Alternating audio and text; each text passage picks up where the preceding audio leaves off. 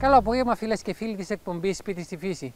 Στο σημερινό μας πρόγραμμα θα παρουσιάσουμε την εκστρατεία ενημέρωσης για την κομποστοποίηση που πραγματοποιείται σήμερα στα σχολεία και θα μάθουμε από τα παιδιά για τα ωφέλη της κομποστοποίησης, καθώς και το πώς θα παράξουμε εμείς λίπασμα από τα οργανικά μας απόβλητα. Η κομποστοποίηση είναι μια φυσική διαδικασία η οποία μετατρέπει τα οργανικά υλικά σε κομπόστ και θεωρείται σήμερα ως ένας άμεσος και σημαντικός τρόπος πρόληψης και ανακύκλωσης. Υπολογίζεται μάλιστα ότι το 35% των οικιακών απορριμμάτων θα μπορούσαν να κομποστοποιηθούν και διάφορα υλικά και τρόφιμα που μέχρι σήμερα θεωρούνταν ως σκουπίδια να επαναχρησιμοποιηθούν και να μεταμορφωθούν σε ένα εξαιρετικής ποιότητας λίπασμα. Για το λόγο αυτό, το Παιδαγωγικό Ινστιτούτο, το Δίκτυο Εθελοντών Together, σε συνεργασία με το Γραφείο Επιτρόπου Περιβάλλοντος, προχώρησαν σε μια εκστρατεία ενημέρωσης για την κομποστοποίηση στα σχολεία με απότερο σκοπό την αειφόρο ανάπτυξη στη χώρα μας. Η εκστρατεία ευαισθητοποίησης και ενημέρωσης για την κομποστοποίηση ξεκίνησε από την περσινή εκστρατεία «Καθαρίζω την Κύπρο σε μία μέρα», σε συνεργασία με την ομάδα του Let's Do It και με μια εταιρεία πλαστικών, η οποία ως χορηγία αυτής της εκστρατείας μας έχει προσφέρει 100 κομποστοποιητές. Εμείς αποφασίσαμε αυτούς τους κομποστοποιητές να τους δώσουμε σε σχολεία, μετά από μια παρουσίαση στα παιδιά και τους δασκάλους για το πώς γίνεται αυτή η κομποστοποίηση. Ετοιμάσαμε και σαν Γραφείο Επιτρόπου Περιβάλλοντος ένα πολύ απλό φυλάδιο ενημερωτικό, το οποίο μπορεί να φτάνει σε όλα τα νοικοκυριά μέσω των παιδιών και να μπορεί να εφαρμοστεί και στο σπίτι. Άρχισε τον προηγούμενο Οκτώβριο και μέχρι σήμερα ήδη αυτή η παρουσίαση έχει γίνει σε 100 σχολεία. Τα σχολεία που συμμετείχαν μέσα στη συγκεκριμένη εκστρατεία. Μέσα από την παρουσίαση αυτή θα ρωτήσει όλους τους συμμετέχοντες, αλλά ιδιαίτερα... Η περασμένη εκστρατεία του 2016 κινητοποίησε 15.074 εθελοντές στην Κύπρο, όπου αυτόματα δημιουργήθηκε μια βάση δεδομένων για τον εθελοντισμό άνευ προηγουμένου για τα κυπριακά δεδομένα. Μια πρωτοβουλία που είχαμε η ομάδα του Let's Do It μαζί με την Επίτροπο Περιβάλλοντος και τη μεγαλύτερη εταιρεία παραγωγής πλαστικών της Κύπρου. Είχαμε ως στόχο να εντάξουμε την κομποστοποίηση στα σχολεία.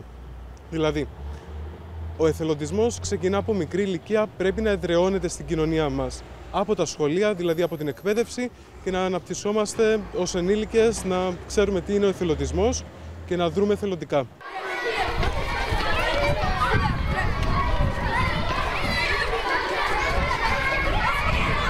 Τα περιβαλλοντικά θέματα είναι θέματα τα οποία τα τελευταία χρόνια έχουν πάρει μεγάλη σημασία στα αναλυτικά προγράμματα και στην καθημερινότητα των σχολείων.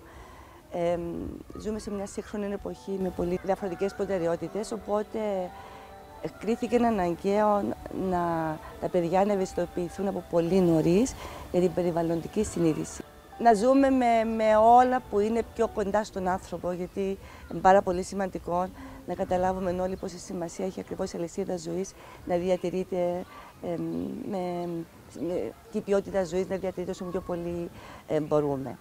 Οπότε μέσα στα πλαίσια των αναλυτικών προγραμμάτων που έχουν αναθεωρηθεί από το 2008 και μέχρι σήμερα γίνεται προσπάθεια έτσι για να τα αντιμετωπίσουμε με περισσότερη έτσι, σύγχρονη προσέγγιση.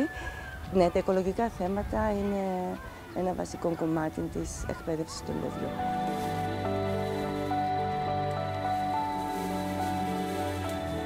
Γίνεται μια διάλεξη για να καταλάβουν τα παιδιά πώς μπορούν να χρησιμοποιήσουν τον κομποστοποιητή και στόχον έχει αυτή η διάλεξη να κάνει τα παιδιά να καταλάβουν, αλλά ταυτόχρονα να μεταφέρουν και το μήνυμα στο σπίτι για το πώς μπορούν να κάνουν την κομποστοποίηση και στο σπίτι. Οπότε καταλαβαίνετε αυτόματα ότι 100 σχολεία, επί μέσον όρο 200 μαθητές, πόσοι μαθητές ενημερώνονται, πόσοι δάσκαλοι ενημερώνονται και πόσοι γονείς ενημερώνονται. Τρώγοντας ένα μήλο, πάντα μας μένει κάτι για να πετάξουμε. Αυτό το κάτι θα το ξαναπετάξουμε στον κάλαθο τον κανονικό.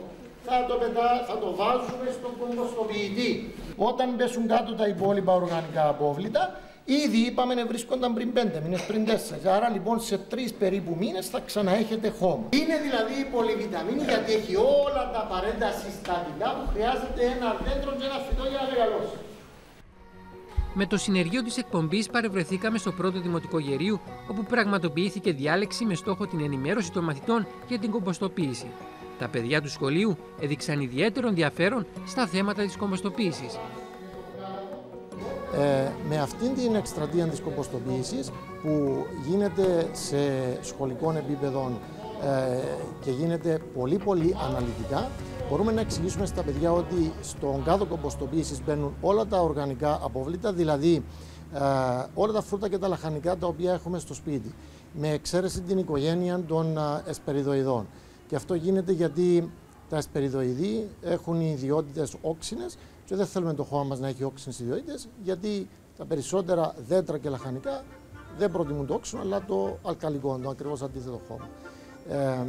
Μπαίνουν λοιπόν οι φλούδες όμως των εσπεριδοειδών, μπαίνει η στακτή από το τζάκι, μπαίνουν τα τσόφια των αυγών, μπαίνουν οι χαρτοπετσέτες, οι οποίες είναι είτε καθαρές χωρίς οτιδήποτε πάνω, είτε ποτισμένες μόνο με νερό. Μπορεί να βάλεις τα αγριόχορτα, μπορεί να βάλεις το αποκόμμα από το γρασίδι. Όλα αυτά λοιπόν, τα οποία μπορείς να τα βάλεις στον κομποστοποιητή, γίνεται έναν εξαίρετο λίπασμα, το οποίο χρησιμοποιείς για τα δέντρα σου. Το πρώτο Δημοτικό Γερίο έχει τα τελευταία χρόνια προχωρήσει ήδη στη διαδικασία της κομποστοποίησης και έχει παράξει μέχρι σήμερα λίπασμα εξαιρετικής ποιότητας. Με την εκστρατεία ενημέρωσης στο σχολείο απέκτησε και δεύτερο κομποστοποιητή, με απότερο σκοπό τη μεγαλύτερη παραγωγή κομπόστ που θα αξιοποιηθεί στον κήπο του σχολείου.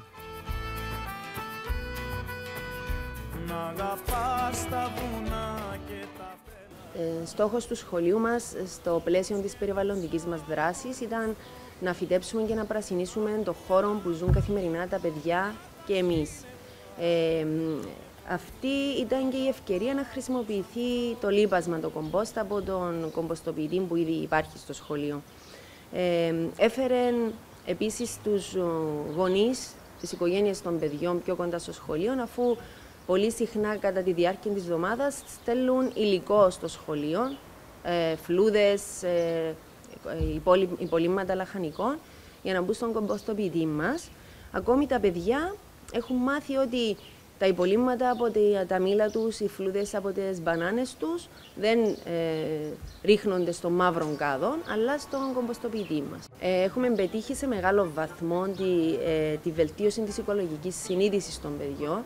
Βλέπουμε ότι καθημερινά προσπαθούν, σκέφτονται και ρίχνουν στο σωστό κάδο τα απορρίμματα που έχουν στο σχολείο.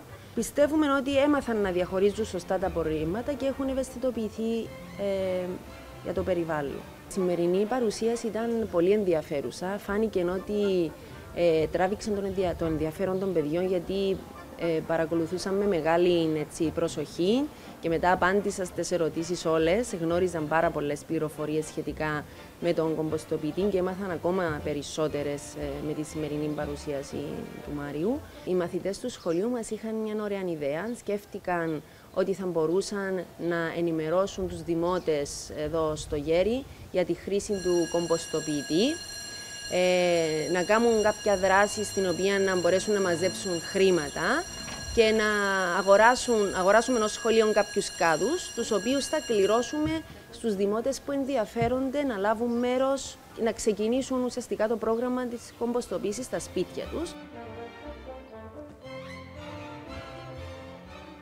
Η κομποστοποίηση είναι μια φυσική διαδικασία όπου παίρνουμε οργανικά απορρίμματα, τα βάζουμε μέσα σε έναν ειδικό κάδο και με μια ειδική διαδικασία μετατρέπεται σε κομπόστ, που είναι ένα λίπασμα που μπορούμε να βάλουμε σε γλάστρες, στον κήπο μας και σε διάφορα άλλα πράγματα.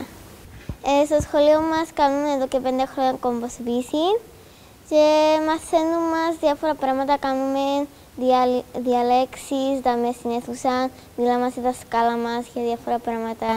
Και εσύ στο σπίτι κάνεις κομποστοποίηση, ξέρουν οι γονείς σου, μετάφερες στους γονείς σου τι είναι κομποστοποίηση και πώς κάνεις κομποστοποίηση? Παίρνω διάφορες φλούδες φρούτων ή το γρασίδι στον κήπο και και τα φέρνω στο σχολείο, τις βάζω στον κάδο. Και θα ήθελα να πω πως μου άρεσε πολύ η παρουσίαση του κύριου Μάριου. Βέβαια, εμείς στο σχολείο μας κάνουμε ήδη και 5 χρόνια κομποστοποίηση, αλλά ήταν ένας ωραίος τρόπος να ανακεφαλαιώσουμε και να μάθουν και οι πιο μικροί καινούργια πράγματα. Επίσης, μου έκανε εντύπωση το ότι η χαρτοπετσέτα μπορεί να μπει μέσα στον κομποστοποιητή. Θα ήθελα να κάνω και μια εισήγηση. Θα μπορούσαμε κάθε ένα μήνα να περνά ένα φορτηγό από κάθε σπίτι και κάθε σπίτι να έχει μια σακούλα με κομποστοποίηση και έχει μια εταιρεία με διπλά από το γέρι να τα παίρνουν. Σήμερα, από τη διάλεξη που μας έκανε ο κύριος Μάριος, μου έκανε παραπάνω εντύπωση ο μαγικός τρόπος με τον οποίο μετατρέπονται διάφορα οργανικά υλικά σε λίπασμα. Επίσης, μου έκανε εντύπωση η σκληρή δουλειά που κάνουν τα σκουλίκια μέσα στον κάδο και ότι από το χρώμα φύλλων που βάζουμε μέσα στον κάδο, ότι έτσι θα βγει μια διαφορετική ουσία μέσα στο λίπασμα. Είπε μας ότι μπορούμε να βάλουμε όλα τα είδη φύλλων, αλλά μας είπε να αποφεύγουμε να βάζουμε διάφορα κλαδιά, γιατί αυτά αργούν να γιώσουν και έτσι το λίπασμα να αργήσει να είναι έτοιμο. Σκοπεύουμε και φέτος να συνεχίσουμε την κομποστοποίηση, αλλά θα θέλαμε να συνεργαστούμε περισσότερο με το Δήμο Γερίου και όχι μόνο με τους γονείς μας.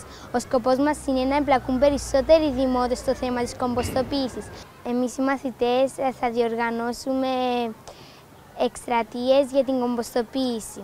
Επίσης, θα μαζέψουμε εισφορές για την αγορά κάδων, όπου θα κληρώσουμε στους ενδιαφερόμενους πολίτες.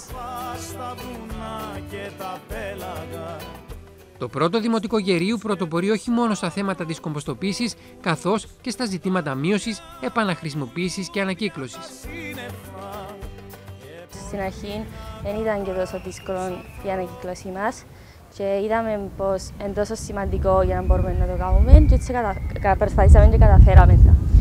Και μας αρέσει το που κάνουμε, επειδή όταν κάνουμε κατασκευές κάνουμε υλικά από την ανακύκλωση μας. Κάνω ανακύκλωση στο σπίτι μου, τενεκεδάκια, άλλες πλαστικές, χαρτί και ναι, ανακυκλώνουμε σπίτι. Μάθαμε όλοι να ανακυκλώνουμε κοβεριά και κάθε Τρίτη που περνά το φορτηγό της ανακύκλωσης βγάζουμε τα στο πεζοδρόμιο να τα πάρει.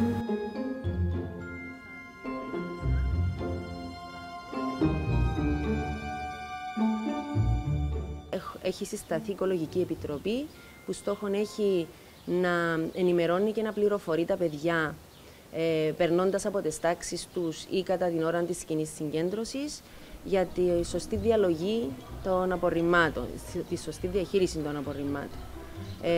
Ακόμη, όπως έχετε δει και το διάλειμμα, έχουμε φτιάξει μια ομάδα που ονομάζεται Φρουρίτης ή Φύλακες της Ανακύκλωσης. Κάποια παιδιά κατά τη διάρκεια του διαλύματος βρίσκονται κοντά στους κάδους και προσπαθούν να βοηθήσουν ίσως τα μικρότερα παιδιά ή κάποια παιδιά που δυσκολεύονται να δουν που θα ρίξουν το κάθε σκουπιδάκι που κρατούν, σε ποιον κάδο πρέπει να πάει. Έχουμε στείλει ενημερωτικά έντυπα στους γονείς, τους οποίους ενημερώνουμε όχι μόνο για το πρόγραμμα της κομποστοποίησης, αλλά και για το θέμα της ανακύκλωσης στο σχολείο και το πώς μπορούν να ανακυκλώνουν στο σπίτι και στην κοινότητα τους. Στο πλαίσιο του προγράμματος Λιγότερα Σκουπίδια, πριν 1 χρόνο έχουμε προσπαθήσει να χρησιμοποιήσουμε το νερό από τις βρύσες, το λερωμένο νερό, τοποθετώντας σωλήνες. Έχουμε φτιάξει δηλαδή ένα σύστημα υδροδότησης. Οι σωλήνες μεταφέρουν το νερό από τις βρύσες, αντί στην αποχέτευση, στα λασάνια με τα καινούργια μας δέντρα, έτσι ώστε να ποτίζονται καθημερινά. Με την εκστρατεία της κομποστοποίησης έχουν πραγματοποιηθεί τον προηγούμενο Σεπτέμβριο παρουσιάσεις σε εκπαιδευτικά ιδρύματα, νηπιαγωγεία, δημοτικά, γυμνάσια και λύκεια, με απότερο σκοπό την αειφόρο ανάπτυξη στη χώρα μας. Όλες οι παρουσιάσεις που κάνει το Γραφείο Επιτρόπου Περιβάλλοντος στα σχολεία γίνονται σε συνεργασία με το Παιδαγωγικό Ινστιτούτο, το οποίο μας παραχωρεί υπηρεσίες με έναν εκπαιδευτικό ο οποίος είναι ειδικευμένος στα θέματα περιβάλλοντος και γίνεται μια πολύ προσεκτική δουλειά. Η εκστρατεία μας φέτος θα γίνει στις 2 Απριλίου και βλέπουμε ότι όλα τα σχολεία τα οποία συμμετείχαν πέρσι και έχουν γίνει και παρουσιάσεις της κομποστοποίησης θα συμμετέχουν και στην επόμενη εκστρατεία. Η πρόσκληση είναι ανοιχτή προς όλα τα σχολεία, τα οργανωμένα σύνολα και τους πολίτες βέβαια για να συμμετέχουν σε αυτή την εκστρατεία. Αλλά βλέπουμε ότι όσο πιο πολύ ενημερώνονται τα παιδιά, οι δάσκαλοι και οι γονείς, τόσο πιο πολύ συμμετέχουν σε τέτοιου είδους δραστηριότητες.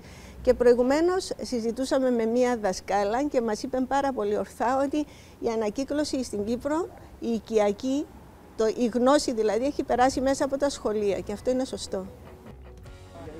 Ο στόχος όμως δεν είναι μόνο να γίνει η κομποστοποίηση στο σχολείο, αλλά να γίνει και στο σπίτι, η οικιακή κομποστοποίηση. Με έναν απλό κομποστοποιητή, τον οποίο μπορεί να αγοράσεις από ένα κατάστημα που πουλά ήδη για το σπίτι, ή να φτιάξεις τον κομποστοποιητή σου με μηδενικό κόστος. Πώς μπορείς να το φτιάξεις? Είναι μια απλή κατασκευή. Μπορεί να πάρεις 4 ξύλα, 4 μπαλέτα, να τα κάνεις ένα ορθογώνιο, ένα τετράγωνο και να ξεκινήσεις την κομποστοποίηση σου.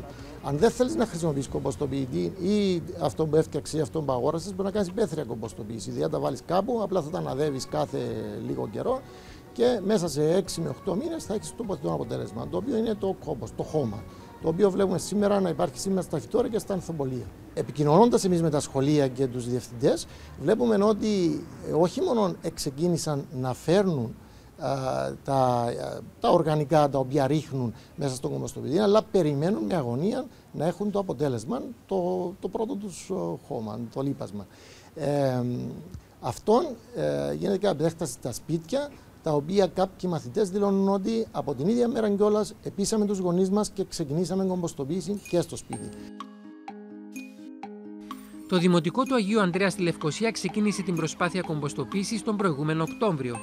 Οι μαθητές του σχολείου αγκάλιασαν την εκστρατεία, προτρέποντας μάλιστα τους γονείς τους να συμμετέχουν και αυτοί στην παραγωγή λιπάσματος, αξιοποιώντας τα οργανικά απόβλητα. Οφείλω να πω ότι είναι λίγο πιο δύσκολο, γιατί δεν είναι τόσο εύκολο όσο τα καπάκια, η μπουκάλα που είναι καθαρά ή τα χρησιμοποιούν και στο σχολείο τα παιδιά. Πρέπει τα παιδιά να θυμηθούν στο σπίτι, να πείσουν τους γονείς να μπουν στα κουτάκια. Είναι πιο δύσκολο να γεμίσεις τον κομποστοποιητή σου από όσο να γεμίσεις το κουτί με τα καπάκια ή τις μπαταρίες ή τις μπουκάλες. Καταφέραμε όμως με συνεχή επανάληψη και επιθύμηση να πηγαίνουμε αρκετά καλά. Ελπίζουμε ότι κάποια στιγμή θα είναι έτοιμο για να τα βάλουμε στο λαχανόκηπο που θα ετοιμάσουν τα παιδιά του κύκλου Α και του κύκλου Β μαζί. Φέτος είχαμε αρκετές δράσεις. Εκτός από τις άλλες των προηγούμενων ετών, προσθέθηκε και η κομποστοποίηση. Ήταν ένα εντελώς καινούριο θέμα. Τα πιο πολλά παιδιά δεν το είχαν ξανακούσει. Και αρκετοί από εμάς δεν είχαμε καν ενημερωθεί προηγουμένως, αλλά όταν ήρθε ο κύριος Μάριος από το γραφείο της Επιτρόπου Περιβάλλοντος μας εξήγησε με πολύ ωραίο τρόπο πώς γίνεται η κομποστοποίηση και τις ωφέλειες που θα έχει. Μας έκαμε εντύπωση ότι έπρεπε να φέρνουμε ορισμένα πράγματα τα οποία δεν είναι και τόσο καθαρά, όπως είναι τα πλαστικά μας, τα μπουκαλάκια μας, τα καπάκια, οι μπαταρίες, αλλά στην αρχή εντάξει μας δυσκόλεψε λίγο, μετά όμως άρχισε να γίνεται συνήθεια. Προσπαθήσαμε να γίνει και καθημερινή συνήθεια των παιδιών, ειδικά όταν θα τρώνε το φρούτο τους, να μην πετούν τις φλούδες μέσα στο καλάθι των αχρήστων, αλλά στον κομποστοποιητή. Το Δημοτικό του Αγίου Ανδρέα βρίσκεται στο τελευταίο στάδιο της παραγωγής λιπάσματος.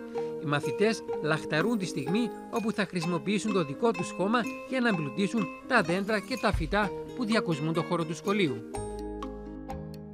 Σε έναν κάδο κομποστοποίησης μπορούμε να βάλουμε μόνο κάποια συγκεκριμένα υλικά, όπως φύλλα, πράσινα και ξερά, υπολείμματα από γρασίδι, υπολείμματα από βότανα και καφέ, φακελάκια τσαγιού, στάχτη από τζάκι, τσόφια αυγών, αλλά και φλούδες από φρούτα και λαχανικά. Καλό είναι να αποφεύγουμε να βάζουμε μεγάλες ποσότητες περιδοειδή φρούτων μέσα στον κάδο. Μετά από λίγους μήνες αυτά τα υλικά θα μετατραπούν σε ένα πλούσιο φυτόχωμα που είναι καλό για τα λουλούδια μας. Με τον τρόπο αυτό μειώνουμε τα καθημερινά μας σκουπίδια και έχουμε ένα πολύ καλής ποιότητας χώμα για τα φυτά και τα δέντρα μας, αλλά ιδιαιτέρως για το λαχανόκηπο του σχολείου μας που μια ομάδα παιδιών ετοιμάζει στο Λοήμερ. Δεν βάζουμε ποτέ αλαντικά, γαλακτοκομικά, ψωμί, κόκκαλα, ολόκληρα αυγά, μαγειρεμένα φαγητά ή λιπαρά τρόφιμα. γιατί να προσαρκίζουν τροχτικά. Τοποθετήσαμε τον κάδο σε έδαφος και όχι πάνω σε πλάκα ή τσιμέντο, για να μπορούν μικροοργανισμοί να μπουν σε αυτόν και να βοηθήσουν στη μετατροπή του σε φυτόχωμα. Έχω ένα γιο στο Δημοτικό Σχολείο του Αγίου Ανδρέα, που είναι έκτη τάξη του Δημοτικού.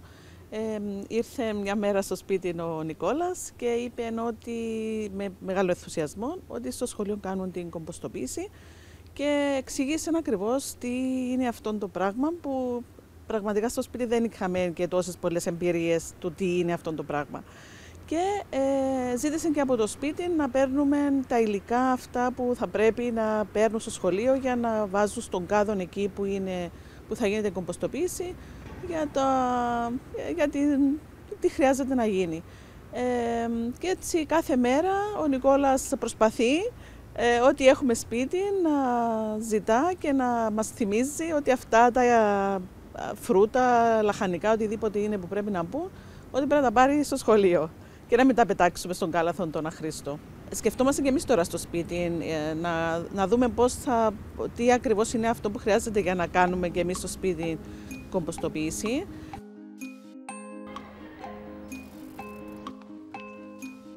Έχω δύο παιδάκια στο σχολείο του Αγίου Ανδρέα, στην τρίτη τάξη και στην έκτη τάξη. Μέσω των διάφορων προγραμμάτων εδώ στο σχολείο ενημερωθήκαμε και στο σπίτι για την κομποστοποίηση και γενικότερα για την ανακύκλωση. Είμαστε θερμοί υποστηριχτές όλων των προγραμμάτων του σχολείου για την ανακύκλωση και βοηθούμε όσο μπορούμε τη σειρά μας στο σπίτι. Ήρθε ένα ενημερωτικό φυλάδιο από το σχολείο ότι από το Νοέμβριο, αν δεν κάνω λάθος, άρχισε η κομποστοποίηση στο Δημοτικό Σχολείο Αγίου Ανδρέα. Ενημερωθήκαμε ως προς τι υλικά μπορούμε να βάζουμε στην κομποστοποίηση και τι υλικά δεν μπορούμε να βάζουμε στην κομποστοποίηση. Έγινε επίσης μια παρουσίαση στα παιδιά μας εδώ στο σχολείο και έκτοτε προσπαθούμε να φέρνουμε τα διάφορα υλικά που χρησιμοποιούμε στο σπίτι εδώ στο σχολείο για την κομποστοποίηση. Στην αρχή ήταν η ιδέα στο μυαλό τους, σιγά σιγά χτίστηκε αυτή η ιδέα, γίναν πιο θετικοί στην ιδέα και πολλές φορές να μου πούν «Μάμα, πού να βάλω τη φλούδα της μπανάνας?» Εγώ θα πω πάρτε σε ένα σακουλάκι να το πάρουμε αύριο στο σχολείο. Ή προχθές, για παράδειγμα, έκανα μιλόπιτσα στο σπίτι, βάλαμε όλες τις φλούδες από τα μήλα σε ένα σακούλι για να τα φέρουμε στο σχολείο για την κομποστοποίηση. Τσόφλια αυγών, θα κάνουμε κάποιο κέικ για να μαγειρέψουμε.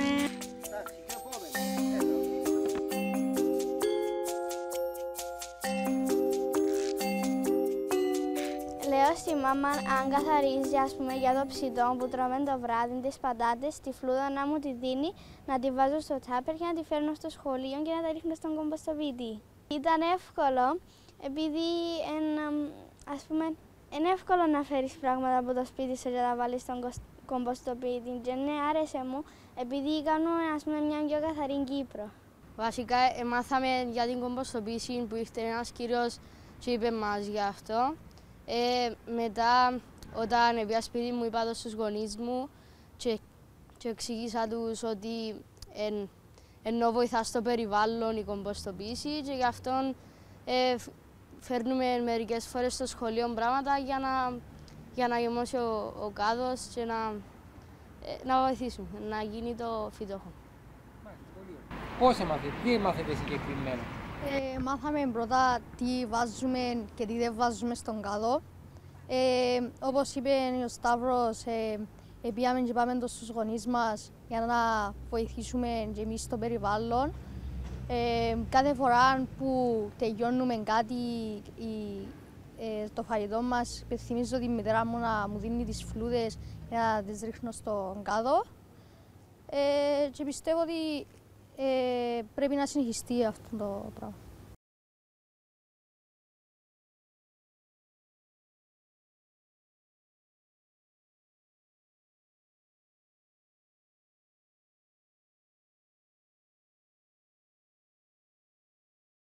Εγώ πιστεύω επίσης ότι είναι πολύ σημαντική η κομποστοποίηση, γιατί όταν βάζουμε αχρησιμοποιητά πράγματα όπως οι φλούδες των φρούτων, ύστερα γίνονται λίπασμα και τις ξαναχρησιμοποιούμε για να πάρουν δύναμη τα δέντρα και τα φυτά.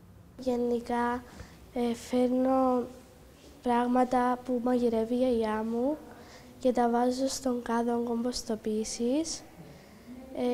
Είναι σχετικά πολύ εύκολο για μένα. Μου αρέσει η κομποστοποίηση. Την έμαθα από έναν κύριο που ήρθε και μας μίλησε. Και εμένα μου άρεσε γιατί προσφέρουμε στο περιβάλλον κάτι καλό και δεν ρυπαίνουμε τον πλανήτη μας. Στην αρχή είχαμε κάποιες απορίες, βράμε και κάποια απομεινάρια από ψωμί, από σάντουιτς και πρέπει να εξηγήσουμε και πάλι ότι δεν γίνεται τα ψωμιά, οτιδήποτε έχει βούτυρα, λάδια, λαδερά μαγειρεμένα. Έτσι με τη συνεχή επανάληψη ξεκαθαρίσαν. Τώρα και δεν βλέπουμε πράγματα τα οποία απαγορεύεται να μπουν μέσα. Το ολοήμερο μια ομάδα παιδιών με κάποιους εκπαιδευτικούς προγραμματίζουν να φτιάξουν ένα λαχανόκηπο. Εδώ επειδή έχουμε ένα αρκετό χρόνο στο σχολείο και έτσι είναι μια πολύ καλή ευκαιρία να λιπαίνονται τα λαχανικά με το δικό μας το φυτόχωμα. Τούτο είναι μια πολύ ωραία εμπειρία για τα παιδιά να δουν ότι η δουλειά που έκανα θα έχει και μια χρησιμότητα μετά στο δικό τους τον κήπο. Το Δημοτικό του Αγίου Ανδρέα έχει προχωρήσει τα τελευταία χρόνια σε ένα οργανωμένο σύστημα διαχείρισης αποβλήτων με τρόπο ώστε να αξιοποιούνται όσο το δυνατό περισσότερα ανακυκλώσιμα υλικά που άλλοτε θεωρούνταν σκουπίδια. Με τον τρόπο αυτό, τα παιδιά συμμετέχουν ενεργά με στόχο την ορθολογιστική διαχείριση των αποβλήτων του σχολείου, στοχεύοντας σε περισσότερη μείωση, επαναχρησιμοποίηση και ανακύκλωση των απορριμμάτων. Συμμετέχουμε εννοείται τα τελευταία χρόνια στο Let's Do It καθαρίζω την Κύπρο. Εμείς φροντίζουμε το σχολείο μας και το πάρκο του Δήμου που είναι ενωμένο με το σχολείο, καθαρίζουμε εκείνη την περιοχή. Τα δύο προηγούμενα χρόνια δώσαμε πάρα πολύ έμφαση στην ανακύκλωση όλων των ειδών που μπορούμε. Ήρθαμε σε επαφή με διάφορους που διοργανώνουν ανακύκλωση, προσπαθήσαμε να έχουμε καλάθος και έτσι έχουμε και την τικανοκίνηση, καπάκια, μπαταρίες, μελάνια, PMD, χαρτί και τώρα τον κομποστοποιητή μας. Αυτές είναι οι κύριες δράσεις που αφορούν έτσι την ανακύκλωση και μείωση σκουπιδιών στον τόπο μας, προσπαθώντας μέσα από τα παιδιά να κάνουμε όλους τους Κύπριους πολίτες πιο υπεύθυνους όσον αφορά το περιβάλλον.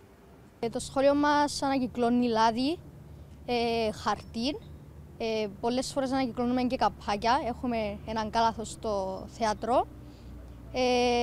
Ανακυκλώνουμε και πλαστικό πολλές φορές. Σε διάφορους χώρους του σχολείου μας υπάρχουν ειδικοί κάλαθοι, όπως σε όλες τις τάξεις υπάρχουν κάλαθοι για το χαρτί που το χρησιμοποιούμε κυρίως στις τάξεις. Έχουμε για το PMD που είναι εδώ πίσω και ο κάδος κομποστοποίησης που είναι εδώ στην αυλή. Σε κάθε τάξη έχουμε σακούλες για να βάζουμε μέσα το PMD και μια άλλη σακούλα για τα χαρτιά και κάθε Τρίτη μεταφέρουμε στο μεγάλο κάδο που έχουμε και για το μεγάλο κάδο για το χαρτί και για το PMD που μαζέψαμε όλη την εβδομάδα και επειδή είναι η μέρα που έρχεται το φορτηγό και μαζεύει την ανακύκλωση χαρτιού και πλαστικού. Αφού ρίξουμε τις μπουκάλες στον κάδο PMD, παίρνουμε τα καπάκια και τα ρίχνουμε στον μεγάλο κίτρινο κάδο που είναι για φιλανθρωπικό σκοπό. Εδώ και μερικά χρόνια κάνουμε την τηγανοκίνηση που ανακυκλώνουμε το λάδι. Το λάδι που φέρνουμε μπορεί να είναι χρησιμοποιημένο από τηγάνισμα, σαλάτες, τόνους ή άλλες χρήσεις. Για να το φέρουμε στο σχολείο μας, πρώτα το κλείνουμε καλά σε κλειστά δοχεία και η καθαρίστρια του σχολείου μας αναλαμβάνει να το βάλει στον κάδο προσεκτικά με ένα χωνί. Στο σχολείο μας επίσης ανακυκλώνουμε τις μπαταρίες στους διαφανείς κάδους. Μάθαμε ότι ποτέ δεν πρέπει να ρίχνουμε παλιές μπαταρίες στο χώμα ή στα σκουπίδια, επειδή μπορεί να ρυπαίνουν το περιβάλλον σαν το νερό, το χώμα και τον αέρα που αναπνέμε. Με αυτόν τον τρόπο να επιστρέψει σε εμάς με το νερό που πίνουμε, τον αέρα που αναπνέμε και το χώμα που φυτεύουμε τα δέντρα μας.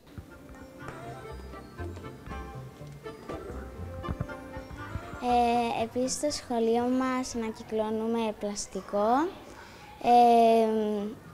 Φέρνουμε από το σπίτι μας διάφορα μπουκάλια, κουτάκια χυμού και τα βάλουμε στον κάδο που βάλουμε τα πλαστικά. Ναι, όλα είναι καλά που σχετίζονται με το περιβάλλον και η ανακύκλωση, γιατί βοηθά στο να μην γεμίζουν οι χωματερές μας πολλά σκουπίδια, η τηγανοκίνηση για να μην βγάζουν πολλά καυσαέρια τα αυτοκίνητα, τα καπάκια για φιλανθρωπικό σκοπό, αλλά και η κομποστοποίηση. Μέσα από αυτά τα προγράμματα αναπτύσσεται και η υπευθυνότητα των παιδιών, πέρα από τις γνώσεις που αποκτούν μέσα από τις διαλέξεις και τα μαθήματα που γίνονται στην τάξη για αυτό το θέμα. Αναλαμβάνουν πρωτοβουλίες, αναλαμβάνουν δράση, αναλαμβάνουν ευθύνη και το βρίσκουμε πάρα πολύ σημαντικό αν θέλουμε να αναπτύξουμε υπεύθυνους και δραστήριους πολίτες.